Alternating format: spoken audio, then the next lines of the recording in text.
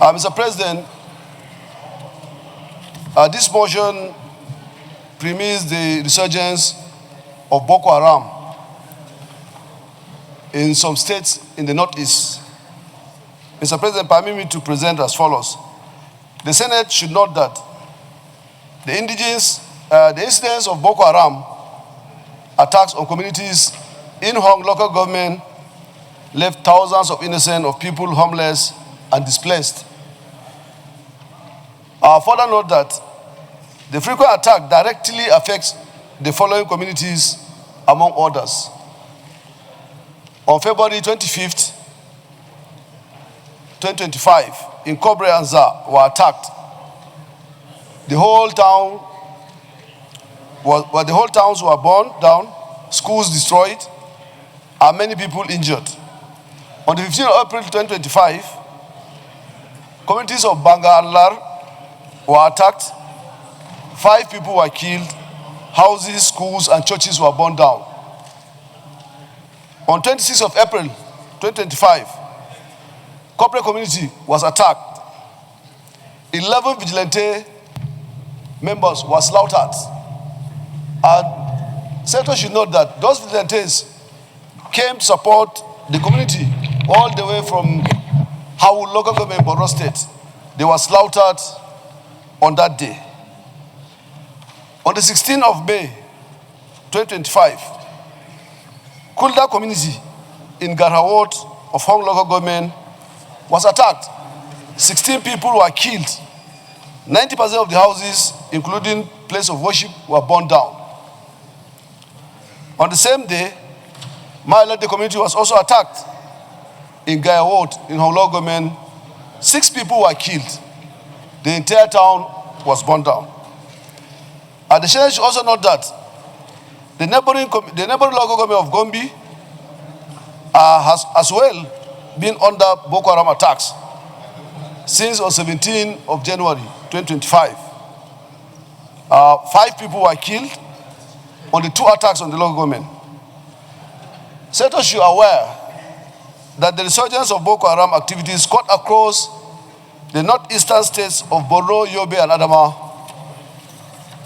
Worried that the unfortunate activities of Boko Haram affect the economic activities of the affected areas, and most of the local government now reside within the local government headquarters. By extension, the whole region and the country at large, people in the affected areas no longer go to farms and normal trading activity. Disturbed that if no proactive action taken, the Boko Haram insurgency is capable of spreading to wider communities in the north and beyond. Resolve, while commending the brilliant performance of our law enforcement agents, the Senate should urge for the establishment of military base in Hong local government area for the enforcement of the existing personnel of the Nigerian Army and other sister security agencies operating within the area. Direct the National Emergency Agency to provide relief material to cushion the effect of the attacks on the affected communities. I so move, Mr. President. Good Senators, my name is Mohamed Tahir Monguno. I represent Borno North Senatorial District. The Senate may be interested to know that I brought a similar motion last week, and the Senate, with unanimity, supported all the prayers embedded in that motion. I also want to seize this opportunity to commend the Nigerian military for their determination and enthusiasm in the fight against Boko Haram insurgency, and for the political will and support given to the Nigerian military by the President, Commander-in-Chief of the Armed Forces, President Bola Ahmed Tinubu, towards discharging their mandate. Mr. President, distinguished senators, if I can refresh your memory, human memory being momentary, that at a point in time, 2/3 of the local governments in Borno and Yobe State are under the firm control of Boko Haram. But as a result of the political will by the government and support, as well as the zeal, determination, and enthusiasm displayed by the military and the gallantry, Boko Haram was decapitated. The local governments that were hitherto under the firm control of the Boko Haram insurgents were liberated, and Nigerian authority was restored. Mr. President, distinguished senators, before, even in the wildest of my dreams, I cannot think of going to my constituency or to my hometown, even in the wildest of my dreams. But today, I can go to my hometown and sleep with my 2 eyes closed. It's as a result of the fight, the gallantry and resilience displayed by the Boko Haram insurgents, by the Nigerian military. But what we have now is there is a resurgence.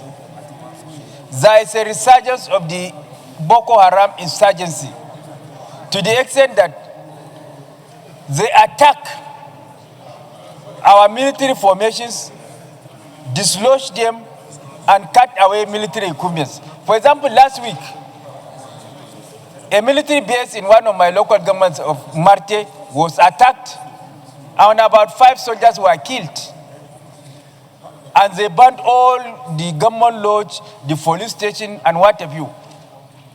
And just 2 days ago, Boko Haram went to one of my local governments of Kukah and Baga in particular. In one of the communities, they massacred 23 people. And in another community, they went and massacred 40 people. And the main reason why they did that is that there is faction between the two, between Boko Haram. There is the ISWAF and there is Boko Haram.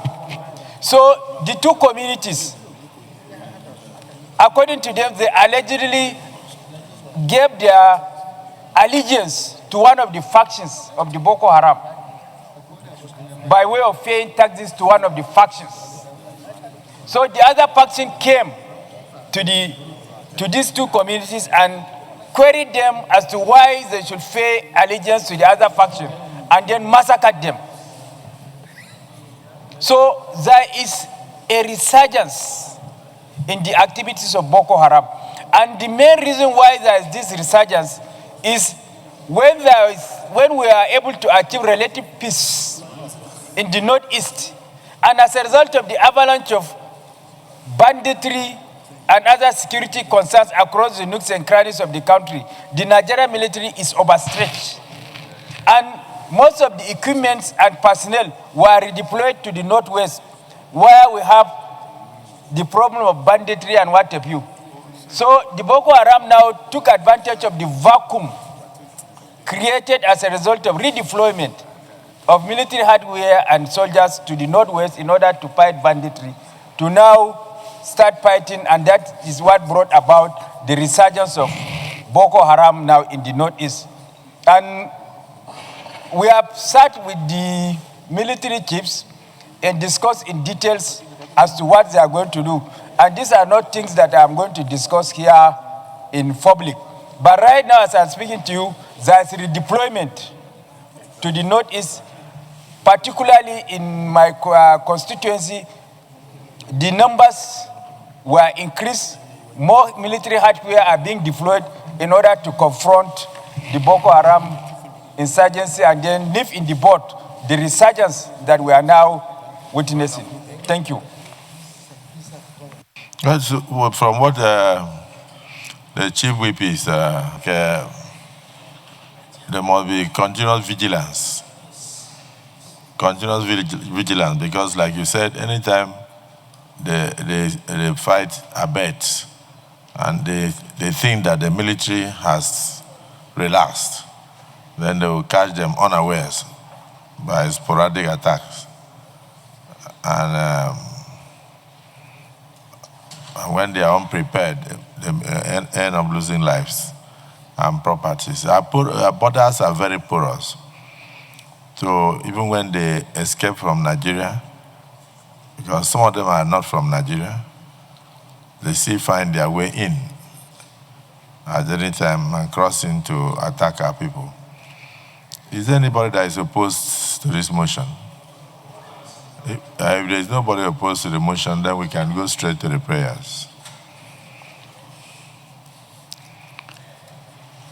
The motion is actually sponsored by very distinguished Senator Aminu Abbas, Senator Reverend Amos Johanna, Senator Yaro Binus Dauda, Senator Kaka Shehu Liman, Lawan, Senator Mohammed Mongudu himself, Senator Ali Ndume, Senator Abdul Ningi, Senator Sumaila Kila, Dr. Senator Oumar Buba, Senator Mohammed Danjuma Goje, Senator Ibrahim Hassan Dankwambo, Senator Anthony Yaro, Senator Haruna Manu, Senator Shuaibu Issa Lao, Senator David Jimikuta, Senator Ahmad Ibrahim Lawan, Senator Mohammed Ibrahim Bomai, Senator Musa Mustafa,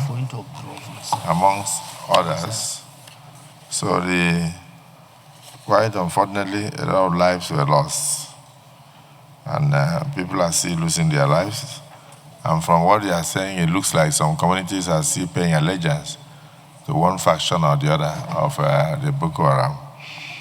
So the prayer one, while commending the brilliant performance of the law enforcement agents,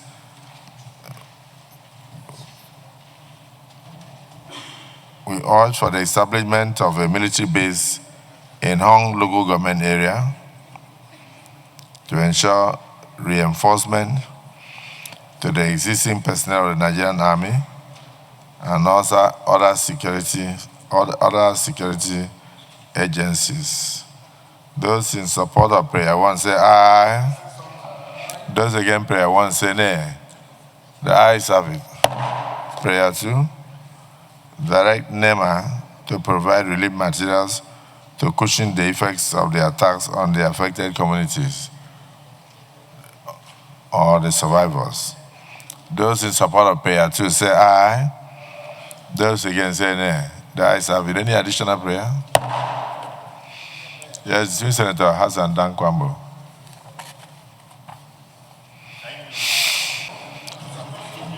Yes, Senator Siraki Dickson. Mr. President, the point I wanted to draw your attention and the attention of the Senate concerning the first prayer is that no matter the justification, this Senate sitting down and directing that a particular military facility be established, in my view, is overstepping the power. We are encroaching on the powers vested on the President of the Federal Republic, who is the Commander-in-Chief. That's why he's Commander-in-Chief. So I just wanted us to, if possible, rephrase it by saying that they should take appropriate actions. But to direct that, go and establish a military formation in so place, go and do so in another place, is an infraction of the President's power of command and control as Commander-in-Chief. We cannot do so. We can only say they should take appropriate actions, but to say in so specification, so location, go and do this, then we will be the Commanders-in-Chief. Which is not what the Constitution has given to us. So I just wanted to express that caution. Your additional prayer is noted. May we rise for 1 minute silence in honor of the departed.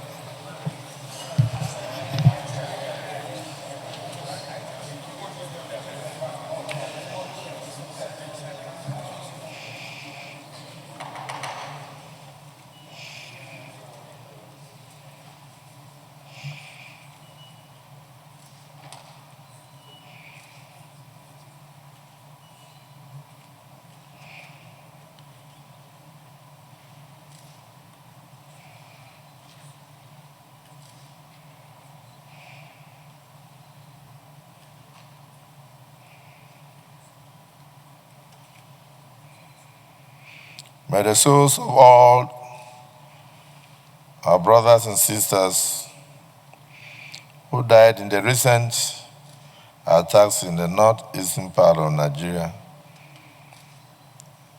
whether civilian or military, rest in perfect peace.